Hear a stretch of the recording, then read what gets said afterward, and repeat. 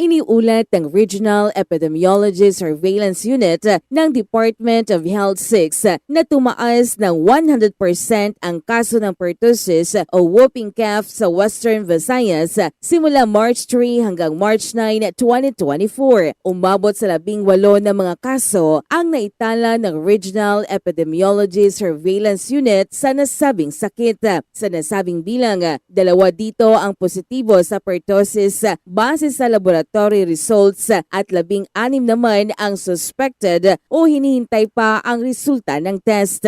Ayon sa DOH-6, na karamihan sa mga nahawaan ng whooping cough ay mga sanggol at kabataan, lalo na sa mga hindi vaccinated laban sa nasabing sakit. Nagpaalala naman ang DOH-6 sa mga magulang ng mga sanggol, lalo na sa mga hindi pa maaaring tumanggap ng bakuna, na iwasan ang personal contact sa mga tao na nakakaranas ng influenza-like symptoms. Ito si Jennifer Carikitan para sa Radyo, Alternatibo Balita, Nationwide.